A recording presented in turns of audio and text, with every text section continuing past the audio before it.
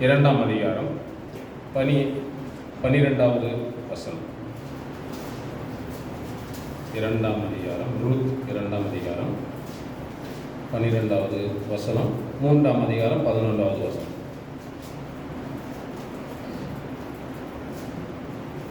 336வது பக்கம் 12. நான் சுதந்திரவாளி என்பது ரூத் 2ஆம் அதிகாரம் 12வது வசனம். உன் செய்கைக்கு தக்க பலனை கர்த்தர் உனக்கு கட்டளையிடுவாராக.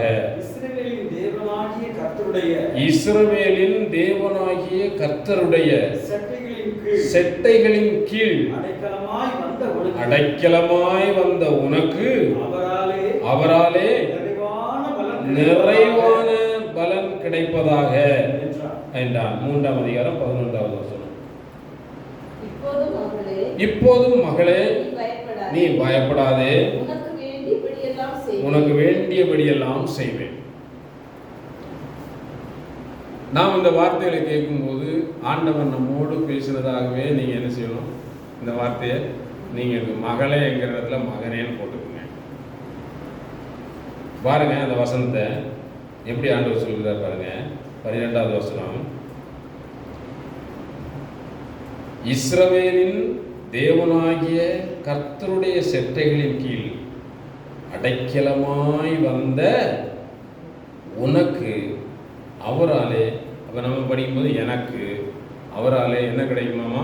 நிறைவான பலன். இங்கே 11ஆம் வசனத்தில் வாசிக்கும் போது ஆண்டவர் சொல்லுகிறார், அவர் பேசுற மாதிரியே நீங்க எடுத்துக்கங்க.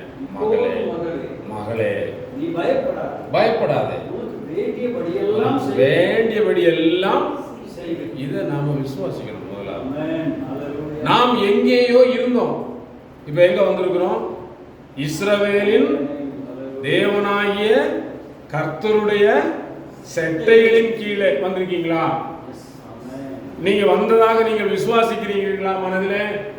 நீங்க வந்திருக்கிற இடம் எங்கன்னு கேட்டா, அண்ட சராசரங்களையும் படைத்த உன்னதமான தேவனுடைய செட்டைகளின் கீழே என்ன வந்திருக்கீங்க? அடைக்கலம் தேடி வந்திருக்கீங்க.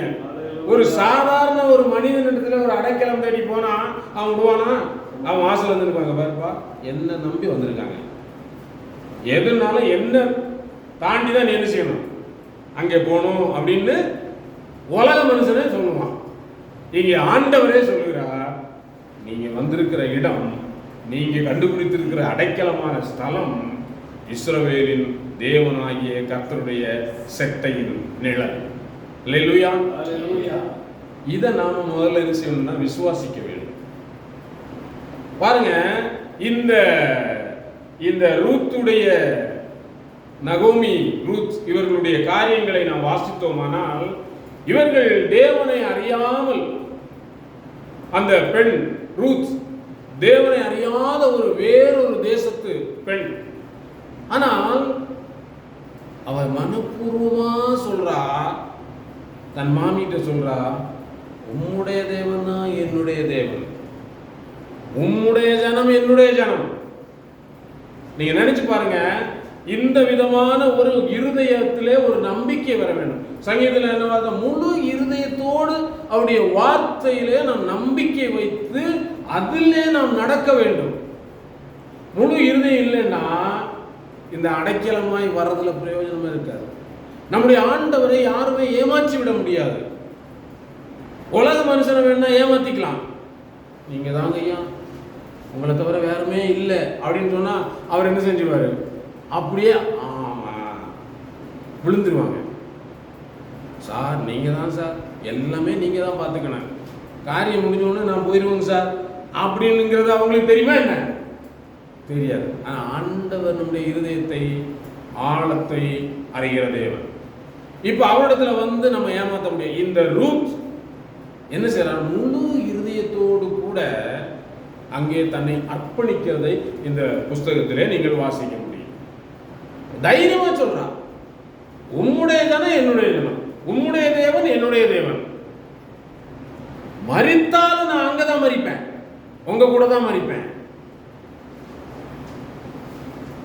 இனி இதை குறித்து என்ன செய்யாதுங்க. இந்த வார்த்தைகளை நாம் சொல்ல முடியுமா உலகத்துக்கு? ஆண்டவரே, நான் உண்மை நம்பி வந்துட்டேன், முழு இருதயத்தோடு வந்திருக்கிறேன், இனி என்ன செய்ய மாட்டேன், அதை குறித்து நான் பின்னிட்டு பார்க்க மாட்டேன், சொல்ல முடியுமா? பாருங்க, இந்த பெண் முழு இருதயத்தோடு தன்னை அர்ப்பணிக்கும் பொழுது அங்கே தேவன் அவளுக்கு கிரியை செய்கிறார். இஸ்ரவேலின் யாருடைய நல்ல நீ வந்திருக்கிற அப்படின்னா, இஸ்ரவேலின் சேனைகளுடைய கர்த்தருடைய செட்டைகளின் கீழ் வந்திருக்கிறாய். நாம் யாராக இருந்தாலும் சரி, நம்முடைய நிலை எப்படிப்பட்டதாக இருந்தாலும் சரி, நாம் வந்து சேர்ந்திருக்கிற இடம், அதை நான் எபிரேயர்ல நான் வாசிக்கும் பொழுது அங்கே சொல்றார், நீங்க எங்க வந்திருக்கிறீங்கன்னா, நீங்க ஒரு ஆசாரிய கூட்டமாக, நீங்கள் அந்த வசனத்தை நான் வாசிப்போமா? எபிரேயர்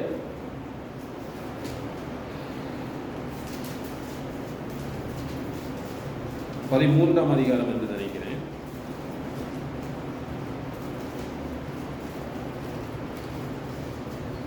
12:22 படிங்க.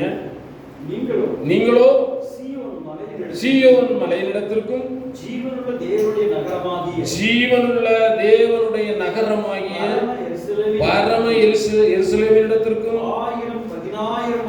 1000-10,000 தேவ தூதர்களிடத்திற்கும் பரலோகத்தில் பேர் எழுதியிருக்கிற முதல் பேரானவர்களின் சர்வ சங்கமாகிய சபையினிடத்திற்கும் யாவருக்கும் பாருங்க, நியாயாதிபதியாகிய தேவனிடத்திற்கும் பூரணராக்கப்பட்ட நீதிமான்களுடைய ஆவிகளினிடத்திற்கும் புது உடன்படிக்கையில் மத்தியஸ்தராகிய இயேசுவினிடத்திற்கும் ஆபேலுடைய ரத்தம் பேசினதை பார்க்கிலும் நன்மையானவைகளை பேசுகிற இரத்தமாகிய தெளிக்கப்படும் இரத்தத்தினிடத்திற்கும் வந்து சேர்ந்தீர்கள். பாருங்க, நாம் சாதாரணமான இடத்திற்கு தேவன் நம்மை கொண்டு வரவில்லை.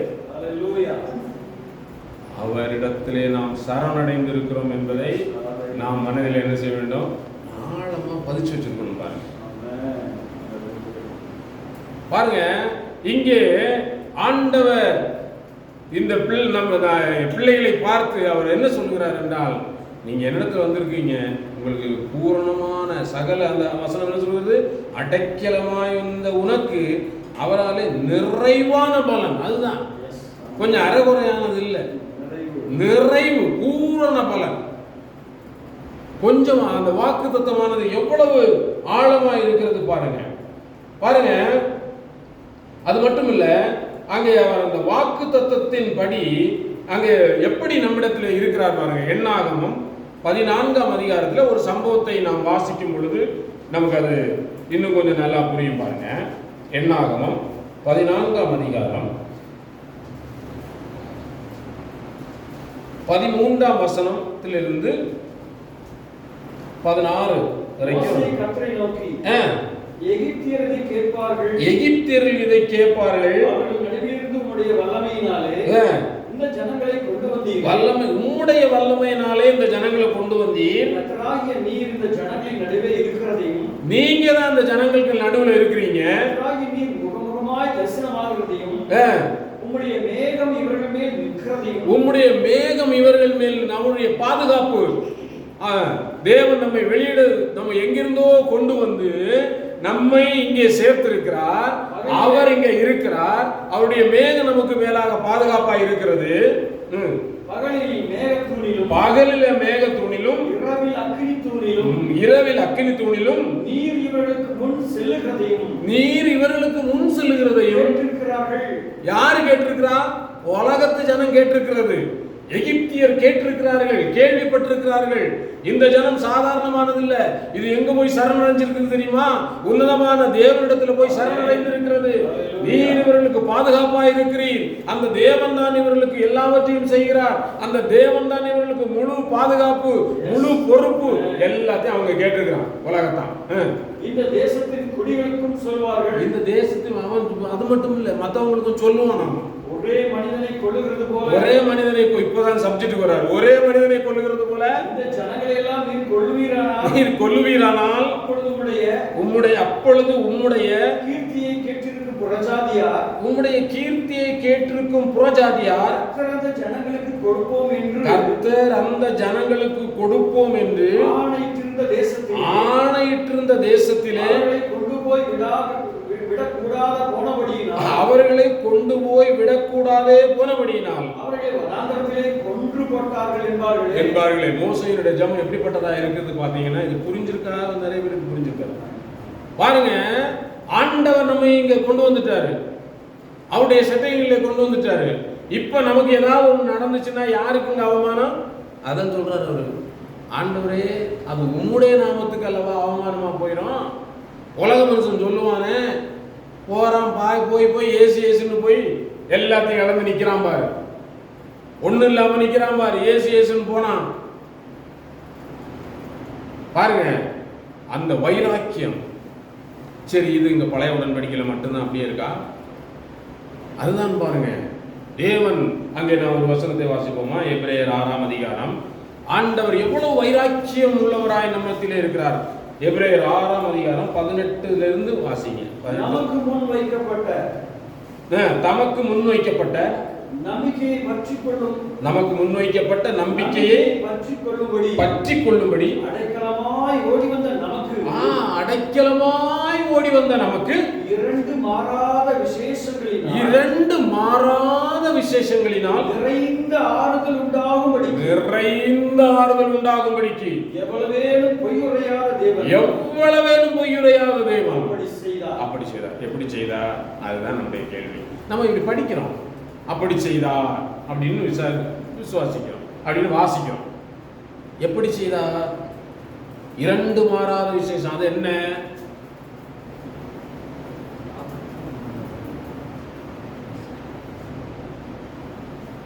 வாக்குத்தத்தம் இல்ல, இன்னொன்னு கேட்கல. வாக்குத்தத்தமும்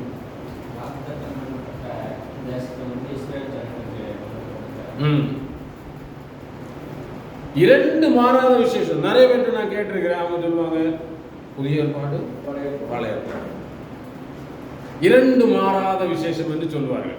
இங்கே ஆண்டவர் சொல்லுகிறார், இந்த முழு அதிகாரத்தை நான் வாசித்து பார்த்தால் தெரியும், அங்கே அவர் ஆபிரகாமுக்கு ஒரு வாக்கு பண்ணுகிறார். நான் உன்னை பெரிய ஜாதியாக்குவேன் என்று சொல்லுகிறார். அது மட்டுமல்ல, உன்னை ஆசீர்வதிப்பேன் என்று சொல்லுகிறார். அங்கே வேதம் சொல்லுகிறது, அது சும்மா சொன்னா போதுமா? நிச்சயமா உங்களுக்கு தருவாங்க, உறுதியா உங்களுக்கு செய்வாங்க அப்படிங்கிறது போல தேவன் என்ன செய்கிறாராமா? தன்மேலேயே ஆணையிடும். தன்னிலும் பெரியவர் இல்லாதபடியினால் தன் பேரிலேயே ஆணையிட்டாராம். பாருங்க, அந்த வேத வசனத்தை நான் வாசிப்போம். 17ஆம் வசனத்தை படிங்க. அந்தபடி தேவனும் வாக்குத்தத்தம் பண்ணப்பட்டவைகளை சுதந்தரித்துக் கொள்ளுகிறவர்களுக்கு மாறாத நிச்சயத்தை பரிபூர்ணமாய் காண்பிக்கும் சித்தம் உள்ளவராய் ஓர் ஆணையினாலே அதை ஸ்திரப்படுத்தினார். அந்தபடி என்கிறது தான் அங்கே சொல்லப்படுகிறது. மனுஷர் 16ஆம் வசனம், மனுஷர் தங்களிலும் பெரியவர் பேரில் ஆணையிடுவார்கள், உறுதி பண்ணும்படிக்கு சகல விவாதத்திற்கு முடிவு என்று சொல்லப்படுகிறது. அங்கே 13ஆம் வசனத்திலே சொல்லப்படுகிறது, ஆபிரகாமுக்கு தேவன் வாக்குத்தத்தம் பண்ணின போது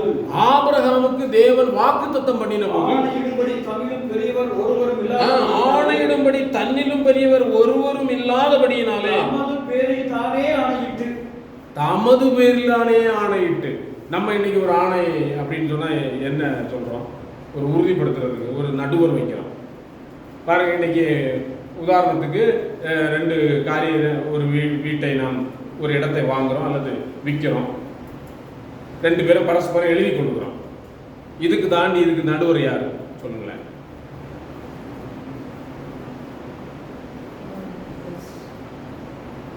கவர்மெண்ட் ரெஜிஸ்டர் ரெஜிஸ்டர் நடுவராக இருக்க முடியாது, எனக்கு தெரியாதுங்கன்றவர்.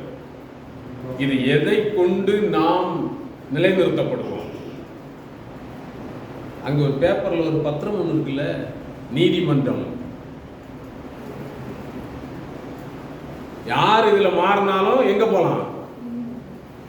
இல்லைங்க தவறா எழுதிட்டாங்க, அந்த ரெஜிஸ்டர் தப்பா எழுதி கொடுத்தான்னு சொல்ல முடியுமா? இதை எடுத்துட்டு எங்க போலாம்? நீதி. அப்போ நடுவர் யாருங்க? நீதிமன்றம். நமக்கு தேவன் வாக்குத்தத்தம் பண்ணியதுக்கு யார் நடுவர்? தேவனே நடுவர். அதனால அவர் ஆணையிடுவதற்கு தன்னிலும் பெரியவர் யாரும் இல்லை, வேற யாரை வைக்கிறது? தன்னையே அவர் என்ன செய்தார்? நடுவராக ஏற்படுத்தி கொண்டார். எவ்வளவு பெரிய வாக்குத்தத்தத்தை அவர் நமக்கு தந்திருக்கிறார். நாம் வந்திருக்கிற இடம் அவருடைய செட்டைகளின் நிழல். அவர் நமக்கு தந்திருக்கிற வாக்குத்தத்தம் அல்லது ஆணை என்பது அவர் பேரிலேயே ஆணையிட்டு தந்திருக்கிறார். சரி, ஆணையிட்டு தந்தாச்சு. இரண்டு மாறாத விசேஷம். ஒன்று ஆணையிடுதல், இன்னொன்று என்ன?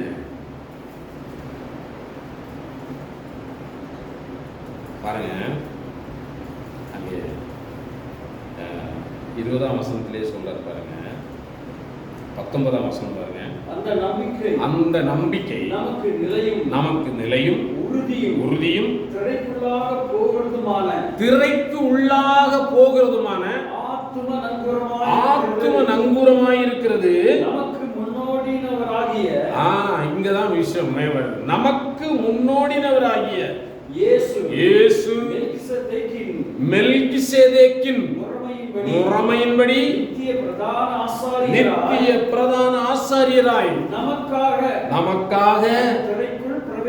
அந்த திரைக்குள் பிரவேசித்திருக்கிறார்.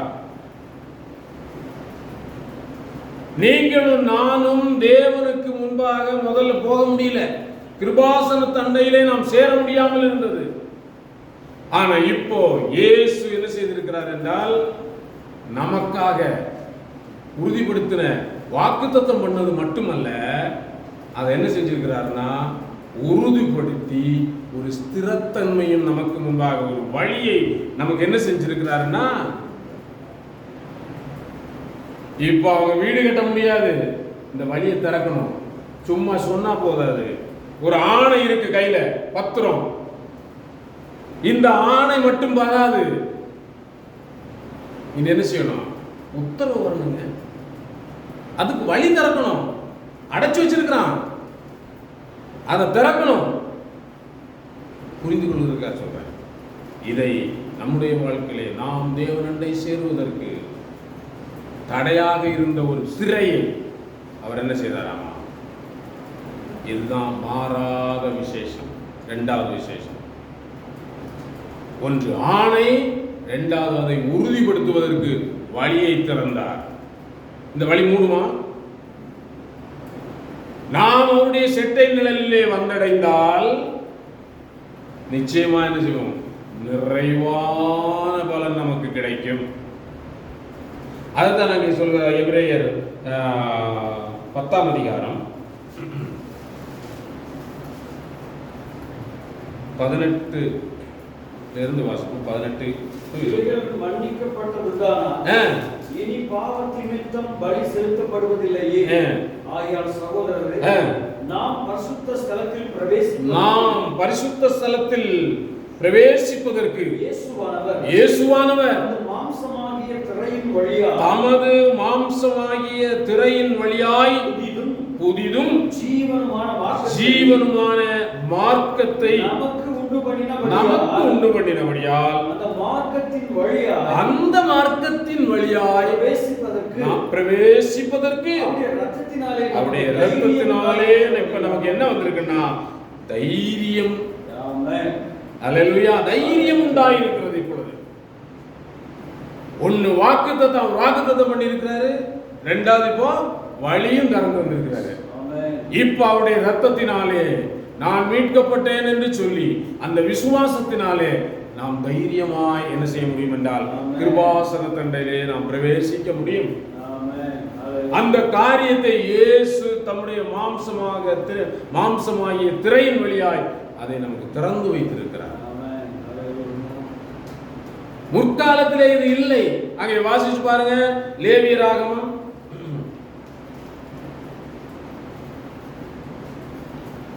16ஆம் அதிகாரம் 2வது வசனம்.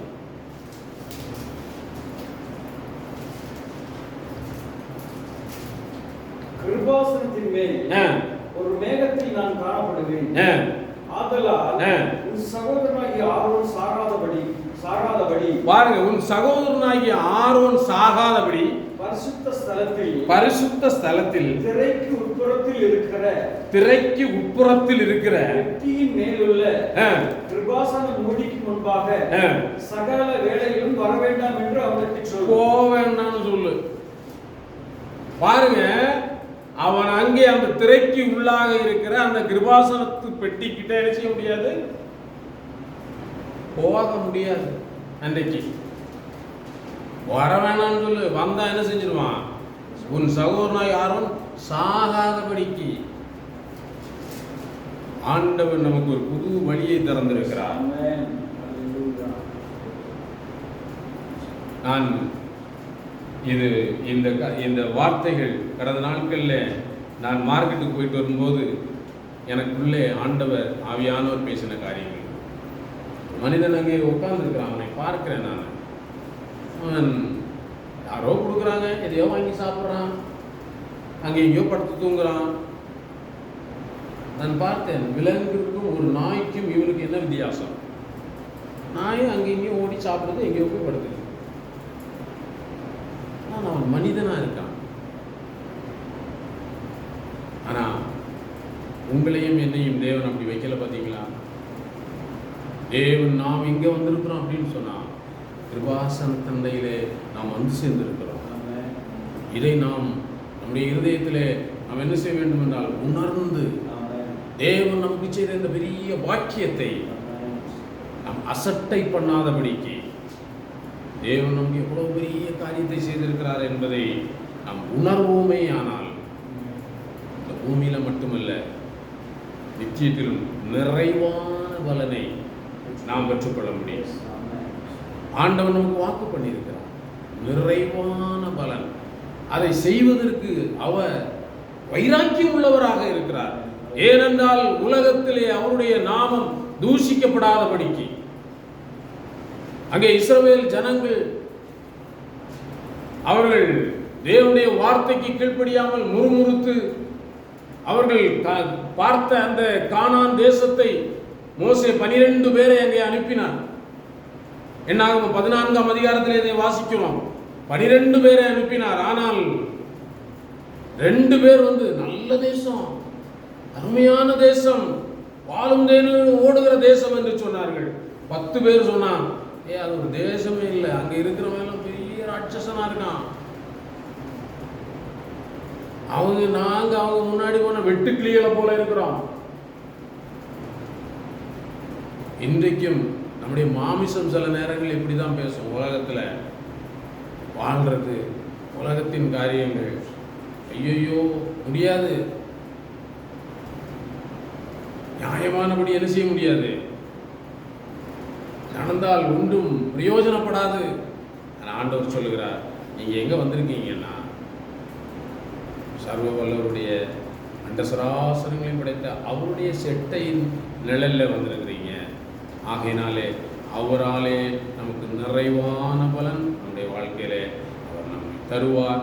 ஆனால் இங்கே நம்முடைய சந்தேகங்கள் வராதபடி தேவன் நமக்கு கொடுத்த வாக்கு தத்தங்களிலே நாம் உறுதியாக இருப்பதற்கு சும்மா விசுவாசிக்க அவர் சொல்லலை. அதுதான் சும்மா சொல்லிட்டு ஆணையிட்டு ஒரு வாக்கு தத்துவத்தை கொடுத்துட்டு போங்க நான் உங்களை ஆசீர்வதிப்பேன் அப்படி மொட்டையா சொல்லாம குமாரனையே நமக்கு தந்திருக்கிறார். நாம் இந்த உலகத்தோடு கூட அழிந்து போகாதபடி அவர் தன்னுடைய குமாரனை நமக்காக அனுப்பினதுனாலே அவருடைய அன்பு வெளிப்பட்டிருக்கிறது, அவருடைய இரக்கம் வெளிப்பட்டிருக்கிறது. அந்த இயேசுவை நாம் விசுவாசித்து அவருடைய இரத்தத்தினாலே நாம் கிருபாசன தண்டையிலே பிரவேசிக்கக்கூடிய சிலாக்கியத்தை நாம் பெற்றிருக்கிறோம். தேவன் இந்த வார்த்தைகளினாலே தேவன் நம்மை ஆசீர்வதிப்பாராக. நாம் என்ன செய்ய வேண்டும் என்றால் இந்த விசுவாசத்தோடு கூட நான் எங்கே வந்திருக்கிறேன் என்பதை மறந்துவிடக்கூடாது. நான் உன்னதமான தேவனுடைய செட்டையின் கீழே வந்திருக்கிறேன் என்பதை நாம் மறவாமல் உறுதியாய் பற்றிக் கொள்வோம். விசுவாசிப்போம். தேவன் நம்மை இந்த வார்த்தைகளினாலே ஆசீர்வதிப்பாராக. நாம் ஜெபிக்கலாம். கண்களை மூடலாம். நன்றி.